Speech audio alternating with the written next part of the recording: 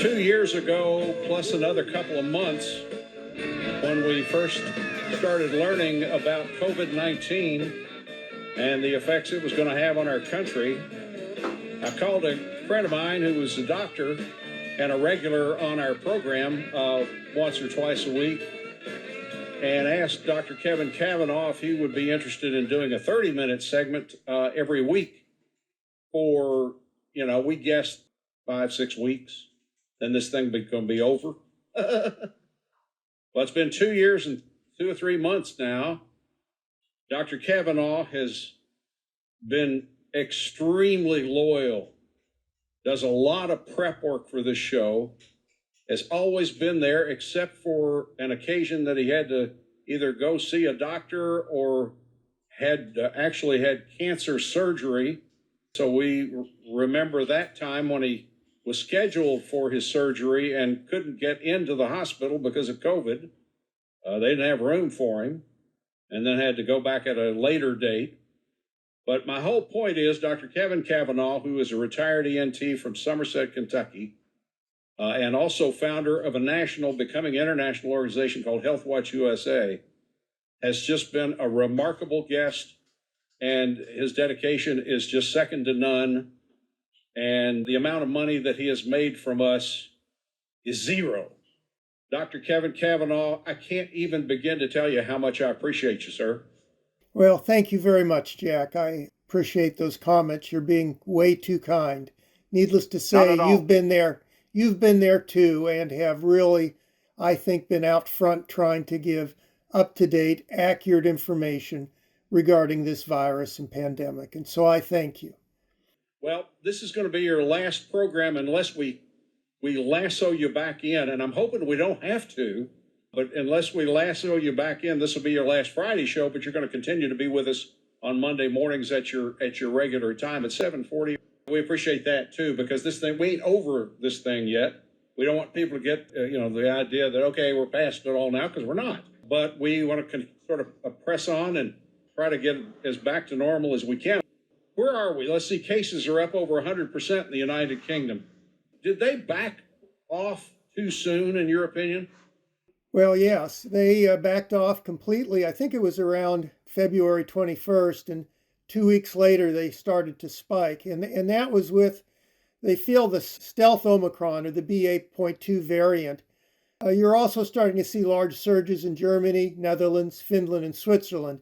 And so this is very concerning because the United States tends to follow just a few weeks or maybe a month or so later. And we do have the BA.2 variant in the United States, and it is increasing at a greater rate than cases are falling. And so that, combined with our low vaccination rate, I think we're set up for another surge.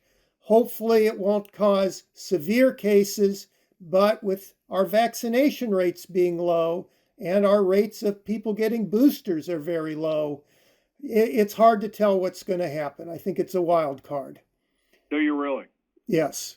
Now, we've heard, we talked about this just a little bit, I think when you were on with us on Monday, or maybe it was last Friday. Is it Moderna and Pfizer that are calling now for a second booster? Yes, both companies. Moderna just announced last night for a second booster. Now, that would be a fourth dose in patients that are over the age of 65, and if you've been more than 4 months out from your last vaccine dose.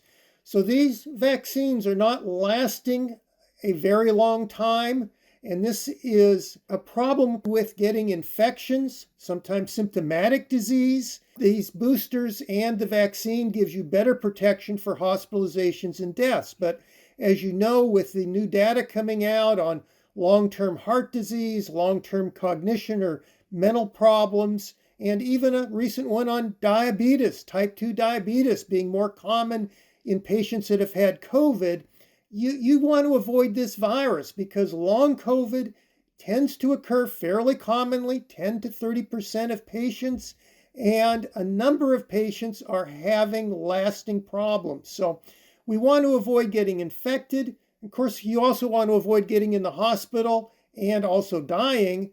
Vaccines help, but right now I would view them as a bridge until the companies get a more specific vaccine out to either the Omicron variant or hopefully a pan-coronavirus vaccine. Originally we were hoping we would get a new vaccine every single year where it would be like the flu vaccine and you would get an updated dosage. And well, the vaccine we have now is based on the virus back in December 2019. It has not been updated, and the red tape and testing for getting a new version out is so intense that I'm scared by the time they get the vaccine out and ready to distribute, we're already on a new variant. In other words, we're kind of a variant behind. So they need to get this process sped up, similar to the flu vaccine. And that's one of the problems we're currently having now with this response. Do you think eventually, and this is what I believe, first of all, I don't think COVID is ever going to go away. I think it's going to be like the flu eventually, where we get vaccinated, once a year, and we talk about flu season. Do you think that will eventually be the case? Will it be we'll go get our COVID shot once a year and be done with it? Well, I hope that we can get it once a year, maybe once every 6 months, depending upon the durability of the vaccine. We'll just have to wait and see. But I don't think we'll be done with it. I think at some point you're going to see some minor changes in society. For example, I think restaurants ought to have an option of pickup, curbside, and carry out. I also think that we'll see online ordering increasing. Working from home may well be an option for certain industrial and business sectors.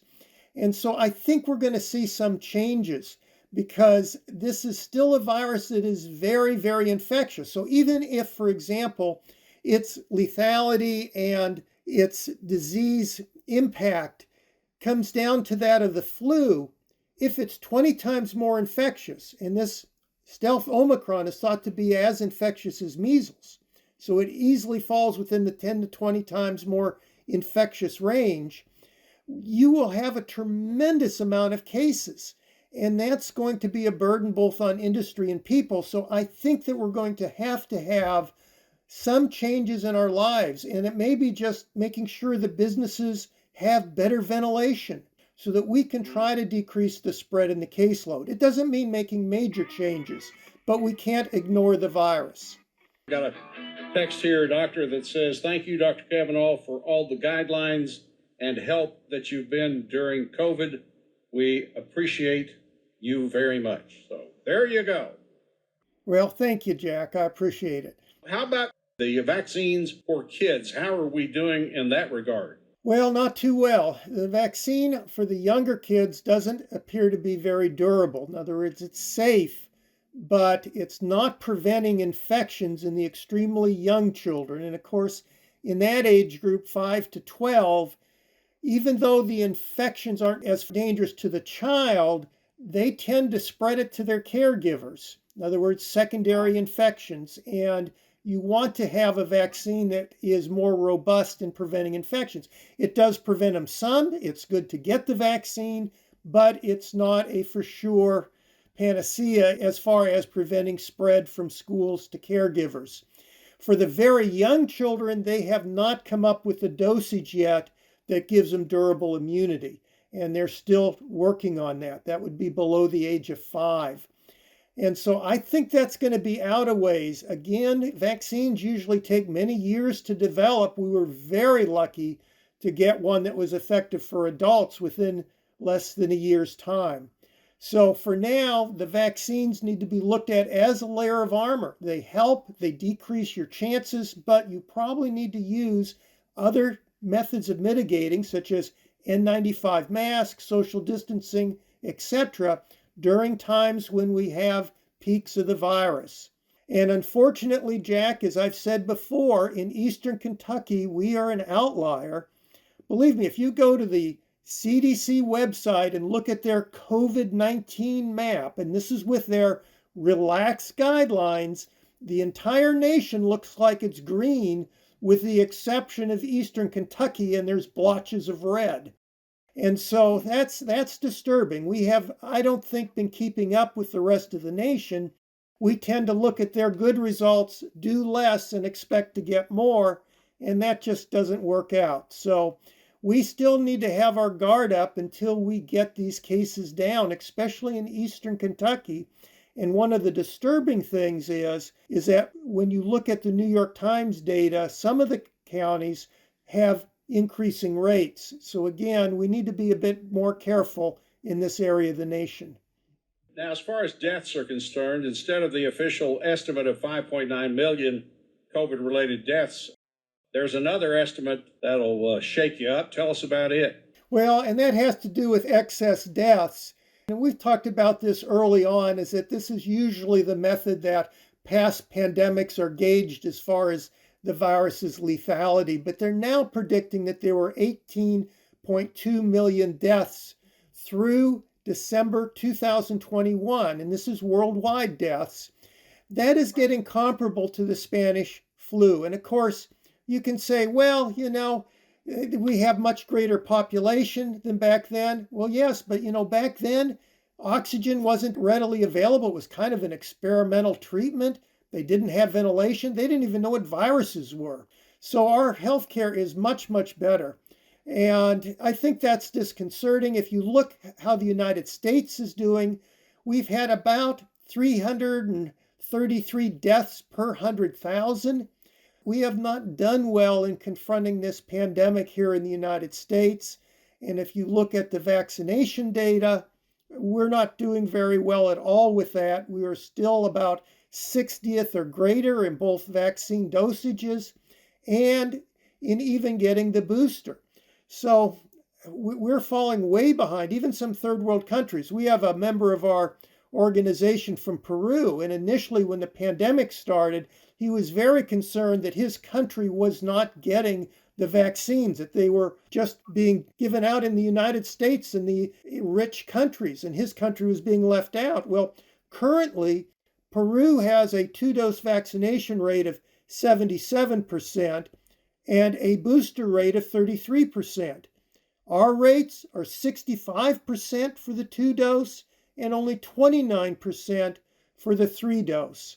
And of course, with this stealth Omicron, you may want to even get a 4th dose once that gets approved by the FDA. And that's one of the reasons why we are so concerned about the BA2 or stealth Omicron variant, because when you look at what's happening in Europe, their vaccination status is greater than ours. And a lot of those countries have also been through major surges, etc. They are getting both reinfections and breakthrough infections with this new variant. And of course, it may target the elderly and those that have health problems. But unfortunately, Jack, we kind of fall into that category. As always, we appreciate you. We appreciate 2 years and 2-3 months work for us, and we'll talk to you on Monday. All right. Thank you very much, Jack.